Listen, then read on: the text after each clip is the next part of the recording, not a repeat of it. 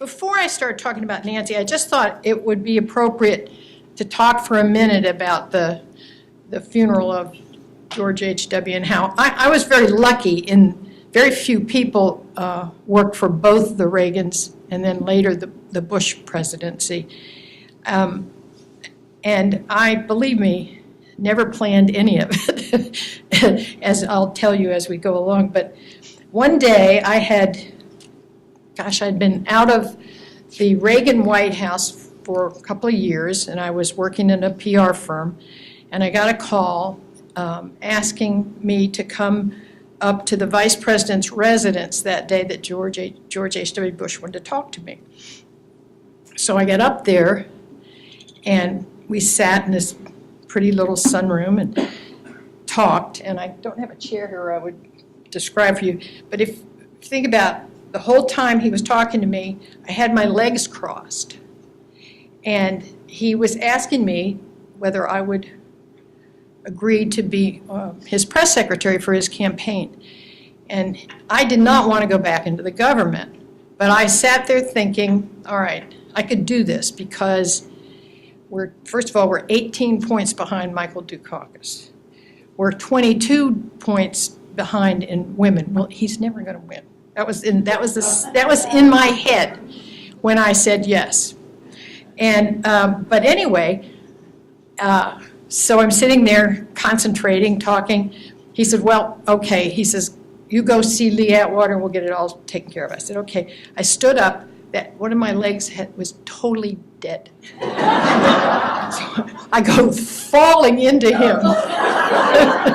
And he said, you are right. So he had to leave, and I just continued to sit there until I got the feeling back in my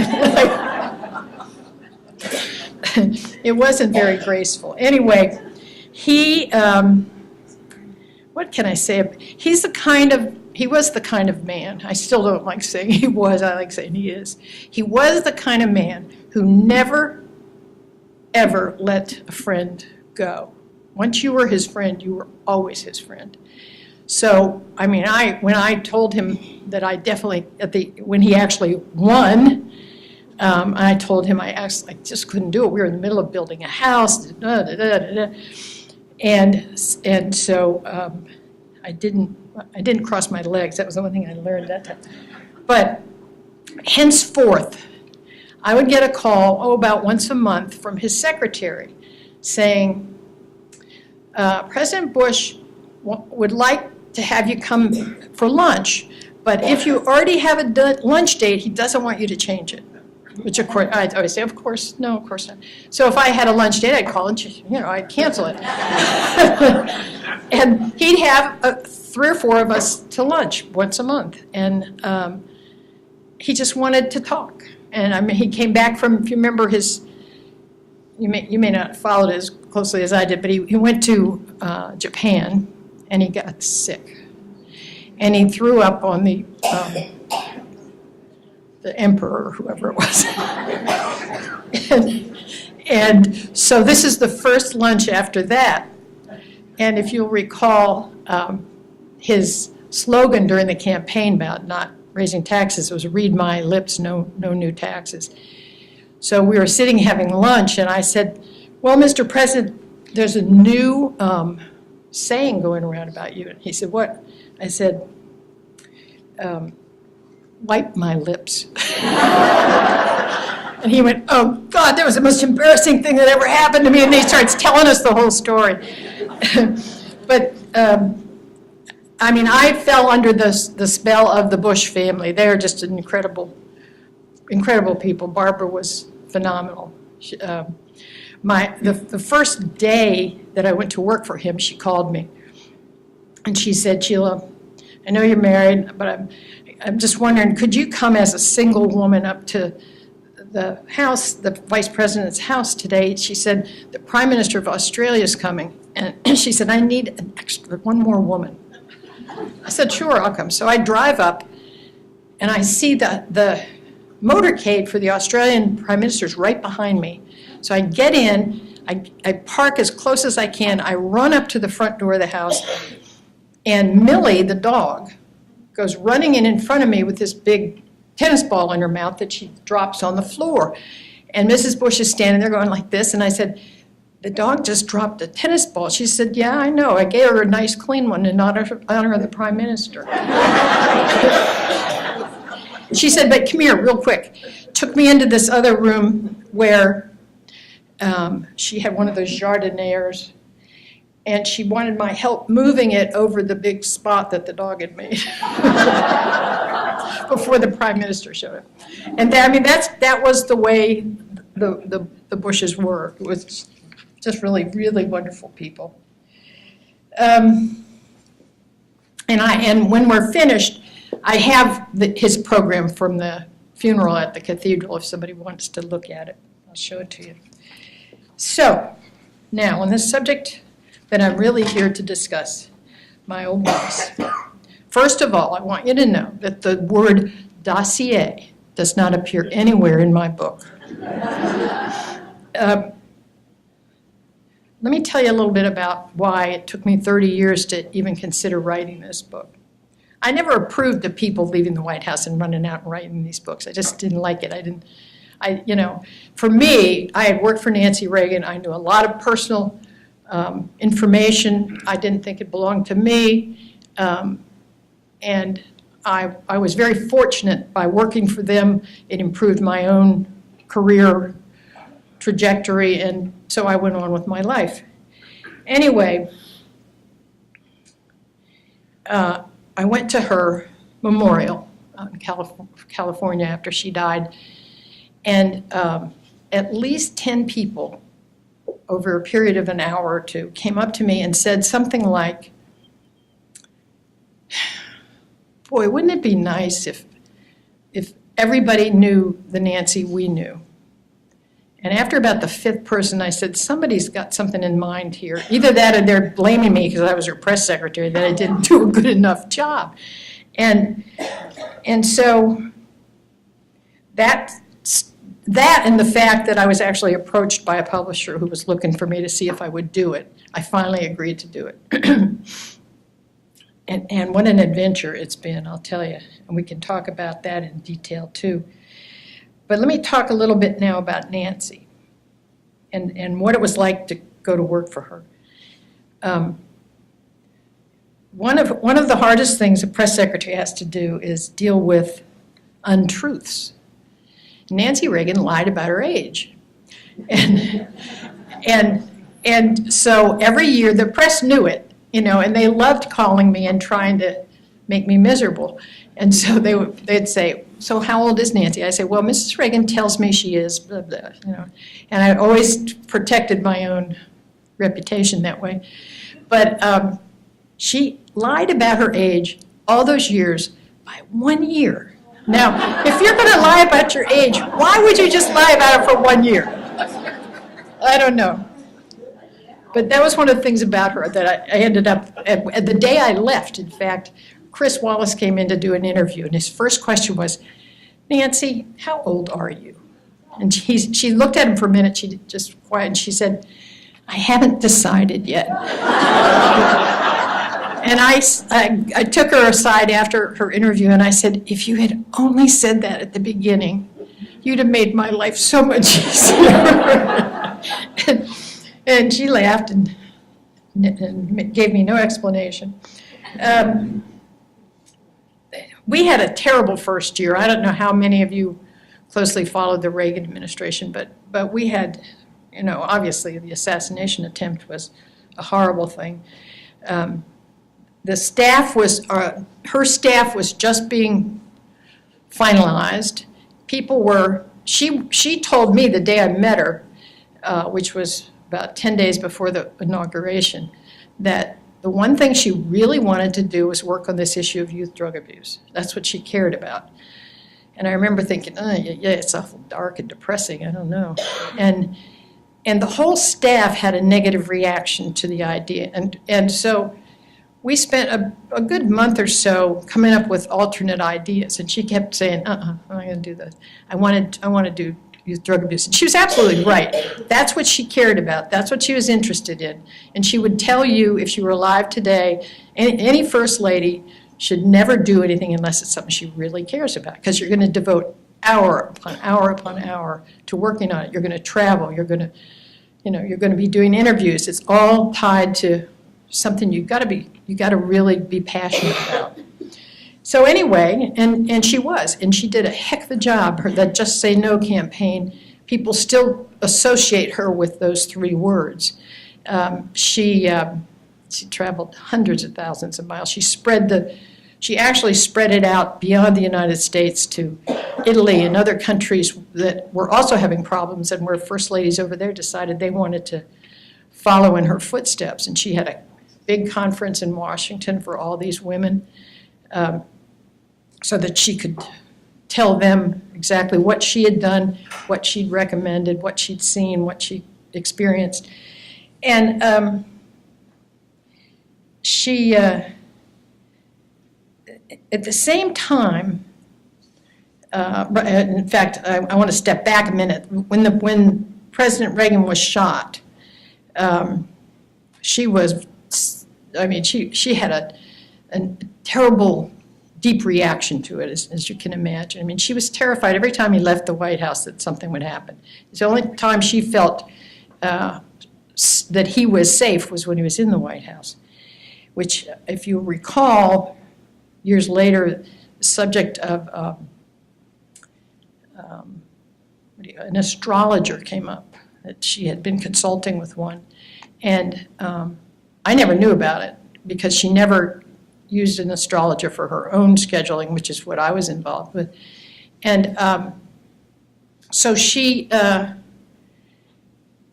started getting dependent on this astrologer, and Don Regan then got mad and wrote a book, and the rest was history. That's how it all came out, as a matter of fact.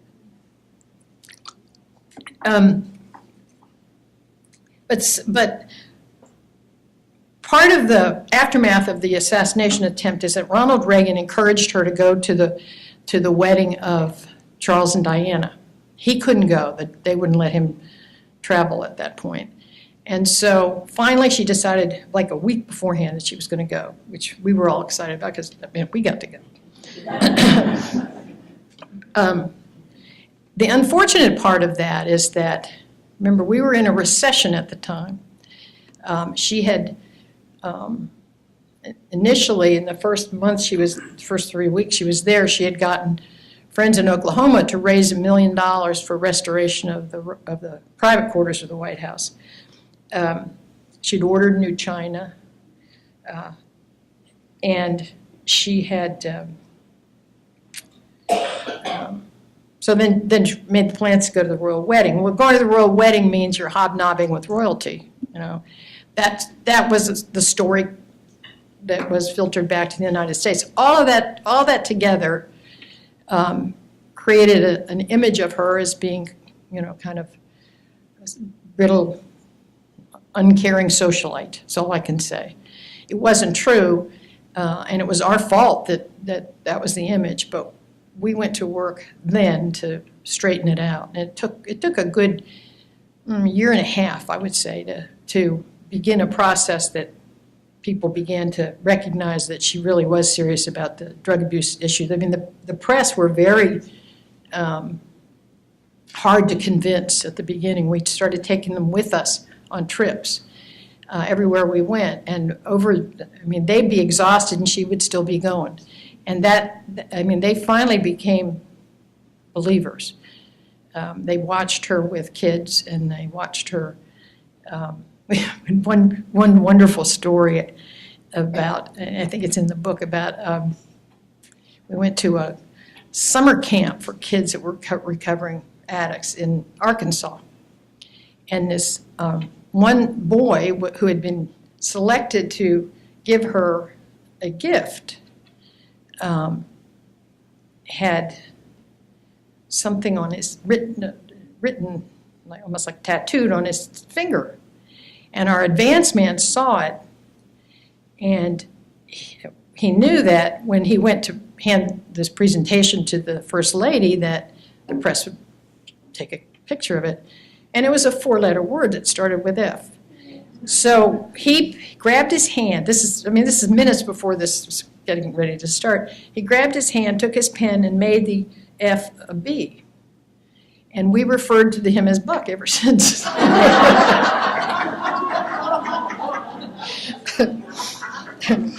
Anyway, the amazing thing about Nancy Reagan is anyone who was her friend, and she had a lot of them in California, would tell you that she was the best friend they ever had.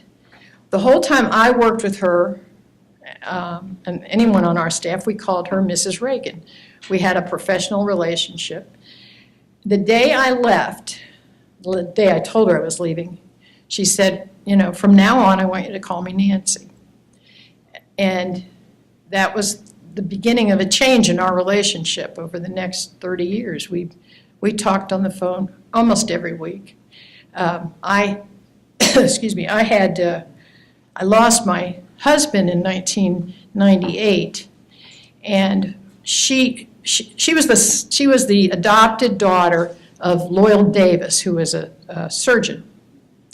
And he told her, and she believed anything he told her, but he told her that people who grieved, who were grieving, people who had experienced a loss needed to grieve, basically, and that in order to do that, they needed to cry, and that it was good for them. So she called me once a week at my office, and several of my friends here were there then. Remember, we were billing by the hour, of course, and I would have close my door and spend an hour on the phone with her and she would not get off that phone until she made me cry. She felt that was what she had to do but every loss you had, the first flowers that came were from Nancy.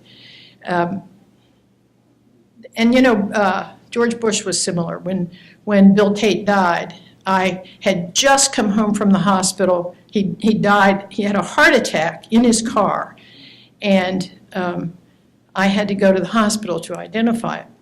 And I walked in my front door, and the phone was ringing. It was George H.W. Bush. This is 10 years after I worked for him. He's at a fishing camp in Canada, calling me because he just heard about it. So those kind of people, those are the people I'm telling you that you don't know these things about them at the time, but both of them became, they weren't particularly friendly with each other, by the way, but they were both friends with me. She also, one of the things I discovered writing this book was that Nancy was a real diplomat. She had friends all over the world, and for instance, one of my favorite stories was that she was with Hannelore Schmidt, the German chancellor's wife. And there was a big photo op, and Mrs. Schmidt said to her, "How do you keep smiling for so long when they keep clicking those cameras?" And she said, "Oh, that's really easy." She said, "Here's what you do." She said, you just get a smile on your face, and you say A, B, C, and you go through the whole alphabet. And so she and Hannelore Schmidt stood there and did that. And Hannelore Schmidt said that was one of the nicest things anyone's ever done for her, is to help her know how to do that. We also had an incredible experience that still moves me. She agreed to bring 2 little Korean children back from Seoul when we were there. They both desperately needed open heart surgery. Both of them one was an atrial defect, one was a ventricle defect, but they seemed to have the same problem in that they could walk 2 or 3 steps until they would turn blue. And so they would have to squat down to get their breath.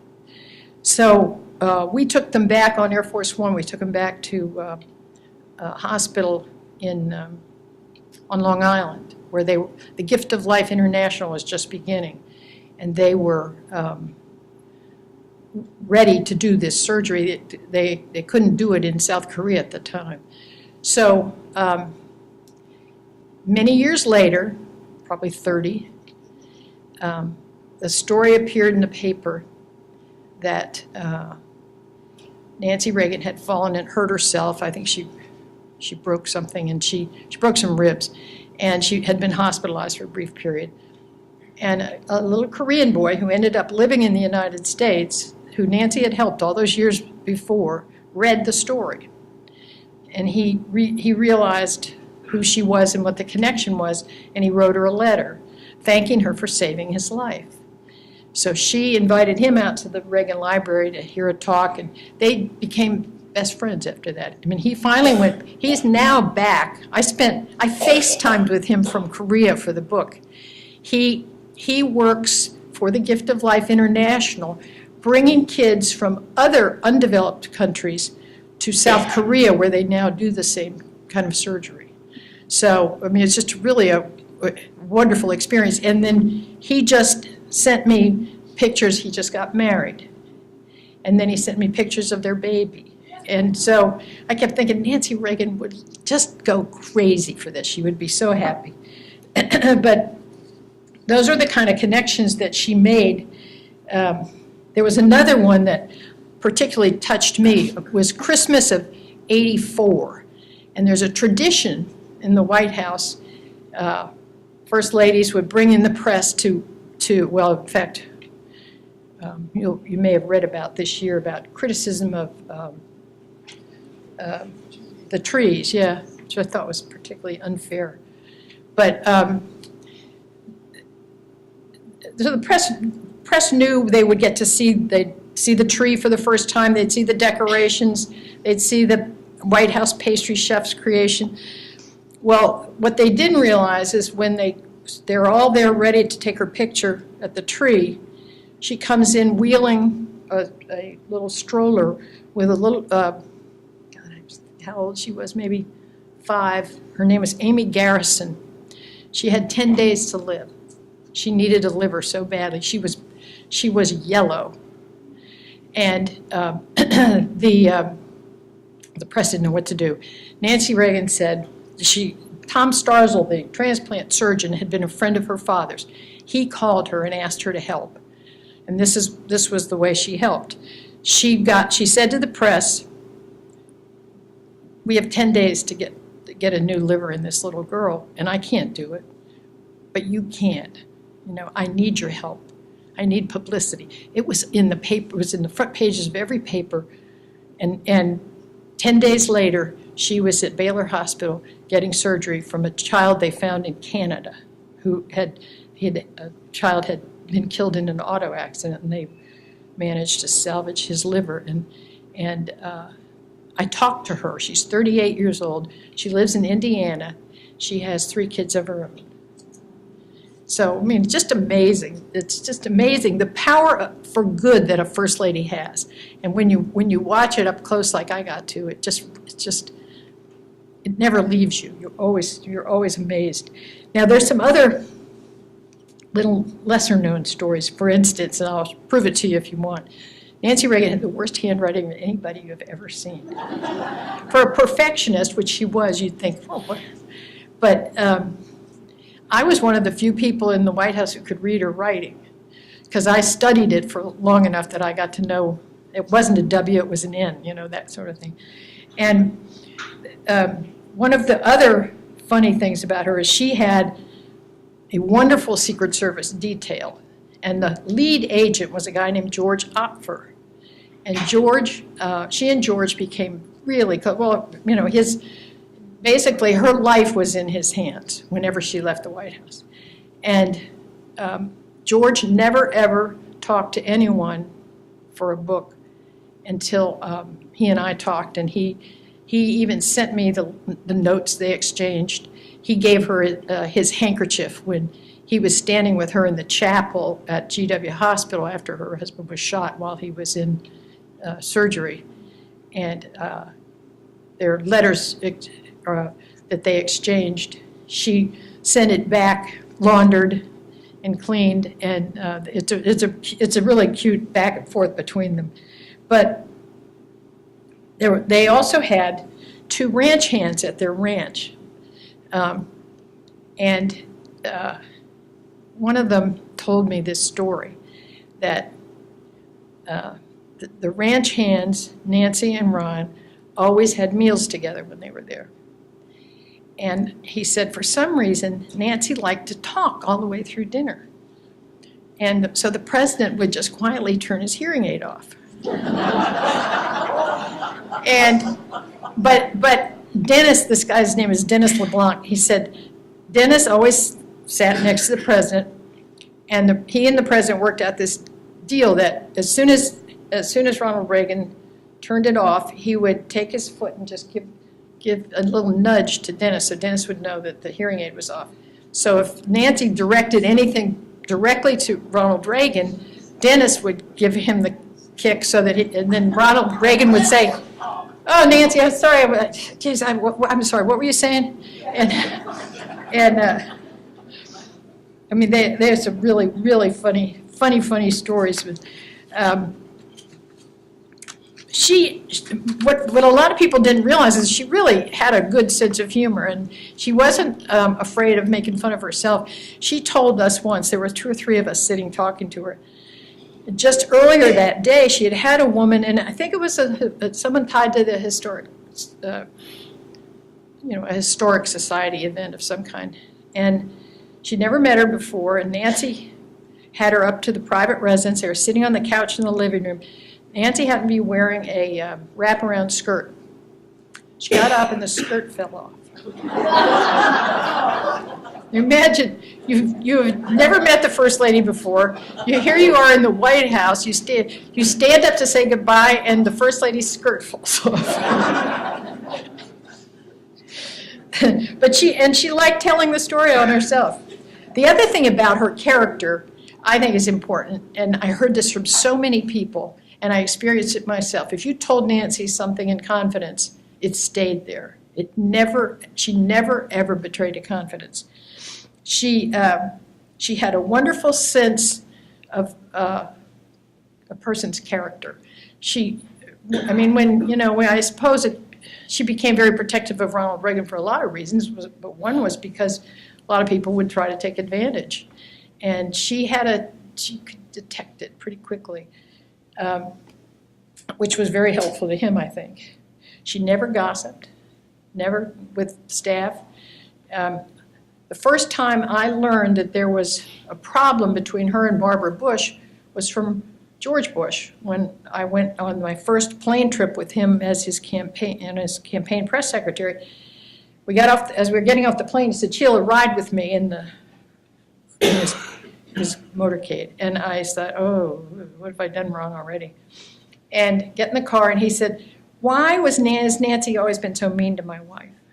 And I said, "I don't know what you're talking about." And I didn't. I really had no idea. And I just learned on this book tour what the problem was between these 2 women. And it was this, that when, you remember that they ran against it, Bush and Reagan ran against each other. Reagan wins. He names Bush as his vice president. Barbara was a little too outspoken, telling everybody she knew that she thought George would make a better president than Ronald. This got back to Nancy, and that was the start of it. And as soon as I heard that, then it made sense to me. Then I understood what that was all about. But she never ever, I give Nancy a lot of credit, she never ever tried to poison any wells with any of us. Never said a negative word about anybody. Let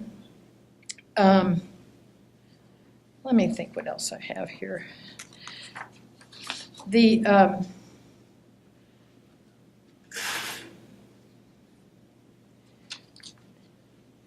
day of her memorial, she attracted a huge number of people. Probably 1,000 people were at this memorial service. And then there was a lunch, and I looked over, and against one wall was this guy we all liked so much. His name was Robert Higdon. He had become very close to Nancy. And he was sitting on a bench over against the wall, and he was just sobbing. I mean, tears just pouring out of his eyes.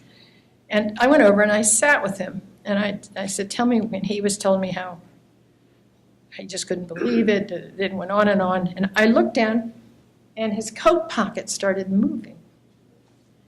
And I said, what's that? And he said, oh, that's my dog. He brought his dog to the funeral. And there was a reason for it. And in the last chapter of the book, I'm going to spoil the ending for you, but Nancy was within 2 or 3 days of dying, and he was visiting her. She had heart failure, so she was going in and out and in and out. And he brought Digby, his little tiny, one of these little miniature Westies, adorable dog, brought him over there, and the dog was just fascinated with Nancy. And so the dog would get on her stomach and just lie there, and when Nancy was awake, she'd pet him, and then she would sort of go back to sleep. And so at one point, Robert said, Nancy seemed to be in a deep sleep, and the dog, who normally was sitting here, stands up and starts walking downward. And he said, I got hysterical, I didn't know what to do. And he said, all of a sudden, clear as if she were just standing here, Nancy says, that better be Digby.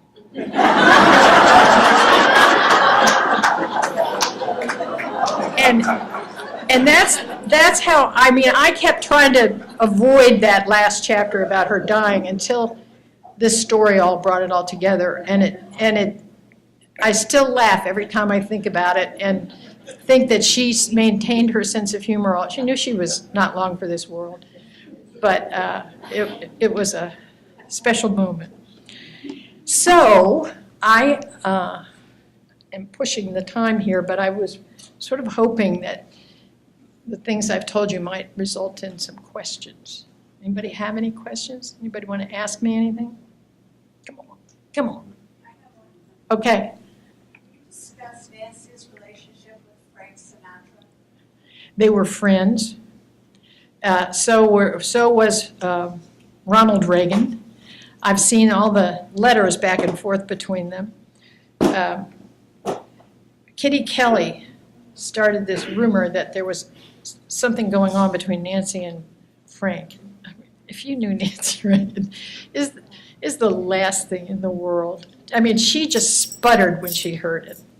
It wasn't true, and there was nothing you could do about it. You know, it just lingered there. Kitty Kelly is a piece of work, let me tell you. If you read her book, she will always say she has 100. She had 100 sources. Nobody would talk to her. And she would, for instance, she called my office. I never talked to her, but she listed me on one of these as one of her sources. I never talked to the woman. Never would. So, and you know, I spent time with Frank. Nobody ever accused me. He was one of the most unpleasant people. He really was. He wasn't much fun to be around. He hated the press. He was there once with Perry Como, and I have a picture of Helen Thomas and Maureen Santini, the two wire service reporters, talking to Perry Como, and they're like this. And Frank Sinatra could have done that if he'd had the personality, but he wouldn't have anything to do with them. He's just, you know, not very pleasant. Yes, sir. A lot of things happened in the world during the Reagan White House, Iran-Contra, etc. And I've read where Nancy felt that the staff around the president didn't do a good job of serving him in many instances. Would you be able to comment on that? Well, I was gone by that time, but I know that the Don Regan thing was the primary. I mean, the shocking thing about that is Nancy Reagan had an incredible relationship with Ronald Reagan. She would call down to whoever was the chief of staff almost every morning and say, you know, you know what's on his mind? He was just talking to me about, and they would get some helpful advice from her. Jim Baker told me she never demanded anything. She just wanted to help. And Donald Regan was he was a chief of staff who had been a CEO, and it's an entirely different business. I mean, a chief of staff can't make everybody do everything. And he actually, I sat next to him at a lunch not long after he joined the staff, and he said to me, Nancy Reagan calls me every day. He said, I just don't want to put up with it. And he said, tell you what I'm going to do. I'm thinking I'm going to hire one of her socialite friends to sit at a desk outside my office and take the calls. And I just looked at him. I didn't say anything, but I thought, you're not going to last long. I mean, Ronald Reagan wouldn't tolerate that kind. And when he hung up on her, and she didn't even tell her husband about it. They found out, he watched it on TV. Chris Wallace got the story. And he looked at her and said, did that just happen? Did that happen? And she said, yes. And the next day, he was fired. So, but he was just the wrong guy. But I went back to the Bush White House when they were unveiling the Reagan portraits. And in fact, the cover of my book is her portrait. And as is tradition, at the end of this event, the audience forms a line, and there's a receiving line of both couples. And Don Regan was in the audience. So I wangled my way up to be right behind him, just because I had to see what was going to happen. And by gosh, they looked at each other for a minute, and they both broke out laughing, and she leaned over and kissed him. So, sounds like they got over it. But it was a magical moment to watch, I'll tell you. I thought, I hope nothing, nobody spits at each other or something. Any other questions? Yes, ma'am. What's her relationship with her children? Everybody asked me that. She loved her children. I'm convinced that they spent too much attention on their children. Their children were spoiled. And that's all, I mean, she called me one day, years after I'd left, and she was crying. She said, Ron, they called the son Ron, and her husband was Ronnie. She said, Ron just sent back all our Christmas presents unopened. I said, why? And she said, and he was in his 40s at the time, by the way, because we stopped his monthly allowance. So, that's the kind of thing. And Patty's one of the most unhappy people I think I've ever. She's never happy about anything, and I gave up on her a long time ago. But I mean, the first day that I went with Nancy she wasn't even finished unpacking or packing everything in California that she wanted to take to Washington. She asked me to come out with her and spend the day, and she got down on her hands and knees in their bedroom, and she pulled these drawers out that were filled with videos and pictures of them with their kids. I mean, there was Ronald Reagan throwing Ron up out of the swimming pool. There were all these parties they had for him, with ponies and that sort of thing.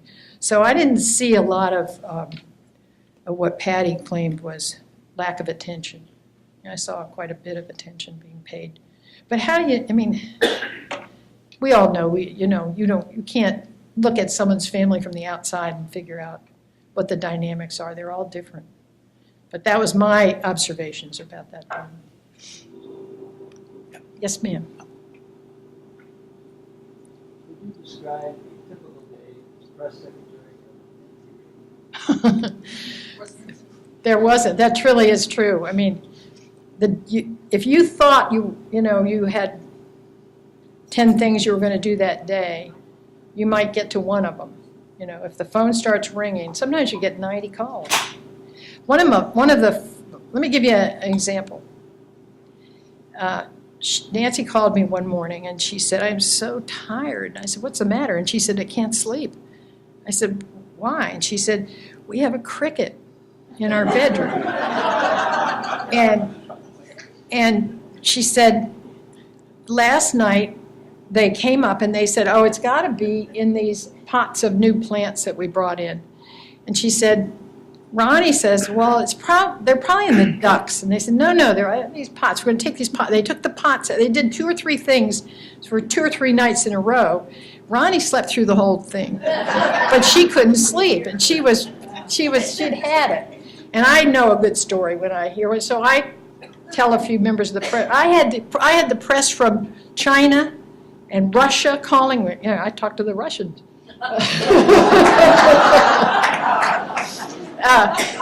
Calling me about this story, and it got so bad, I said, if they don't get rid of this problem soon, I'm just going to lie about it and say it's gone. I can't stand it. I can't do any other work. And finally, they sprayed the ducks, and that was the end of it. Never heard from the crickets again. So the president finally got his way. Do you have any comments about what it was like dealing with the press? Well, for me, the East Wing press, at the time, there were gossip columnists, there were reporters for the major papers, the New York Times, Washington Post, and I simply befriended them all. I did my very best because I wanted them to come to me. I didn't want to read something that I didn't know about in advance. And I thought that was the best way I could best way I could help her. And over time, it did work out that way. I ended up moving in a house across the street from the reporter for the Washington Post. So I was sort of glad we were friendly. But they were tough on Reagan. I mean, the press, I thought they were sometimes a little unfair, but they weren't like they are today. They aren't. I think the whole cable environment has created a lot of negativity, I guess is the right word. And I don't think the press is as well educated as the press that I dealt with. Yes, sir. What could you say about the relationship between Mike Deaver and Nancy Reagan? It was like mother and son, very close. She'd known him forever. They trusted each other. What I noticed is that when they wanted to get Ronald Reagan to do something, and that if there was any resistance to it, they would go, and I'm talking about both Jim Baker and Mike Deaver, they would go convince Nancy to help them. And she would help them. But Mike was the special guy. I mean, he was the guy that she depended on him for a lot of things. And he never let her down. In fact, I think he did let her down, but he knew about the astrology. He was the only one that did. And, it's too bad he didn't stop it, because it was such a terrible story. Hi, my question is, what was your best day and what was the toughest day serving at the White House? The worst day was the assassination attempt. Jim Brady was the guy that was most responsible for me getting my job, and one of the finest, funniest people I ever knew. That day, she and I were at a lunch together at the National Trust for Historic Preservation. And she gave me the eyeball, which meant it was time to leave. And so we got up and we were only, maybe 5 minutes from the White House. We get to the White House, and I walked toward my office. She walked toward the residence. My phone was ringing. It was a reporter from the Washington Star. She said, the police radio is reporting shots at the Washington Hilton. Do you know anything about it? And I said, no. And I dropped the phone, and I just raced back down the hall. She was racing up. We went straight to GW Hospital. And at the time, nobody knew he'd been, they thought his Secret Service agent had thrown the president into the back of the car, and he thought he had broken his ribs. But he took him to GW because he saw some blood on his lips, and it turned out he'd been shot. He had a bullet in his lung. And at the same time, the radio announced erroneously that Jim Baker was dead. I got to the White House. I was in the hospital, and this nurse, I said, tell me where, I hadn't heard that broadcast, by the way. I said, tell me where everybody is that's been hurt. I need to have that for the press. And they came back with this list, and I said, well, what about Jim Brady? He wasn't on the list. They said, Jim Brady's dead. And for the next 5 minutes, I thought Jim Brady was dead, and I was in total shock until I found out that he not only wasn't dead, he was right around the corner being operated on. His daughter, who was a student out in Colorado at college, was called and told to get back to D.C., and she drove her car to the Denver airport, and on the way, she heard on the radio that her father was dead. So she didn't know until she got back here that he wasn't dead. And the next day, I was leaving the hospital, and Sarah Brady, Jim's wife, was standing out in the hall, and she said, Sheila, come see Jim. I said, oh, no, and she said, come on. And she pushes me into that room, and I'm telling you, his head was as big as this podium. And I looked at him, and he just made this guttural sound when she said, Sheila's here. And it made some horrible sound. And so I got out of there as fast as I could. I went out the back door, and I just started to sob. That was the breaking point for me, because I'm still bitter about the fact that they let that guy out of St. Elizabeth's. I think he should have stayed there. He's under the care of his 90-some-year-old mother. So, but at least it wasn't done till after Nancy Reagan died, which made me happy. But that was definitely the worst by a long shot. The best, I had so many wonderful days. I mean, I saw Diana, and I can't even remember who she was dancing with, but she was on this, John Travolta out on the floor in the grand foyer of the White House. Michael Jackson, my kids were very impressed with that. Planning, I loved being involved in, we'd have wonderful big Easter egg rolls with a lot of, Peter Max came and did paintings on the lawn, and we created posters out of them and gave them to everybody. And I mean, just things like that I loved doing. It was great fun, good times. Anybody else? How did you get your job working for Nancy? Well, I was working for a PR firm. My boss took a leave to be the communications director for the Reagan campaign. And he called me, and then when Reagan was elected, he called me one day and he said, in fact, I know it was like December 10th, I think. And he said, there's a job at the White House, and I want you to send me your resume because I think it would be a good fit for you. Well, anyone who knows anything about campaigns know that they basically hire the people that worked on the campaigns. I hadn't worked on the campaign. And so I did what he said, but I didn't think, and 2 hours later he called and said they would like you at Blair House at 6 o'clock or something like that. So I had to race out and get my heels, my shoes polished because they were a mess. And I got down there and met her, and I was so nervous that I had to put my, and I sit down, I put my hands sort of like, under my legs to keep, because they were shaking till I settled down. And we talked, and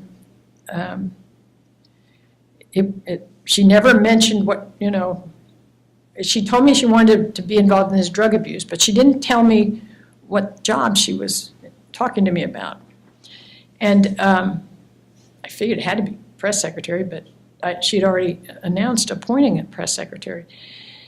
So I went home, and I found out later that yes, indeed it was, and she wanted me to meet with a series of 5 people, and Mike Deaver was one of them. And Jim Brady was the last one, and Jim Brady said, it's down to 2 people. And I said, well, in that case, I want the job. I don't want to lose to one other person. He said, well, I've just decided you're getting my vote. And she called me 2 hours later and offered me the job. So I took it. That was how, it was total serendipity. It just happened. It was not planned. So, more? Here, yes. I have a memory of her dressing up. As a bag lady? Yeah, doing a secondhand rose. Mhm. Can you tell us about that? I can, because it's one of the things I can take total credit for.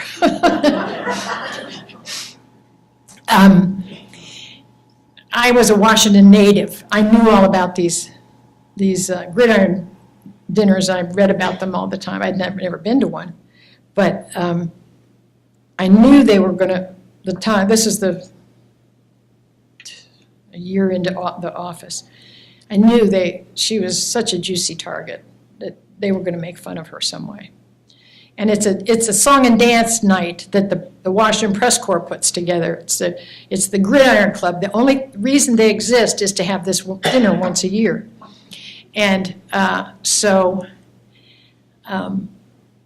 I talked to the man who's the head of the Gridiron, and he said, yes, indeed, they did have a Nancy song, and in fact, they were already rehearsing it. I said, well, what if Nancy were interested in performing? And he said, can I come over and see you?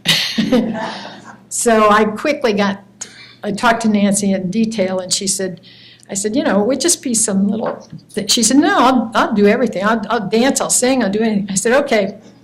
So when I told them that, they were just ecstatic. Helen Thomas came. She was a big member of the Gridiron.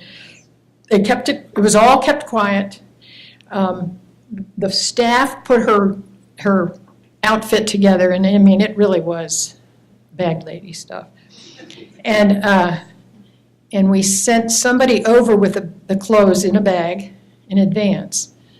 So the Reagans go to the dinner, and this is a white tie dinner. And it just goes on and on and on. And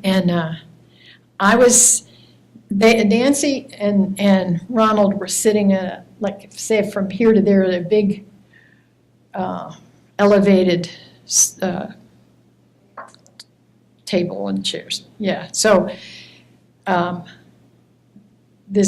the press corps starts singing this song about Nancy, and she gets up and walks out.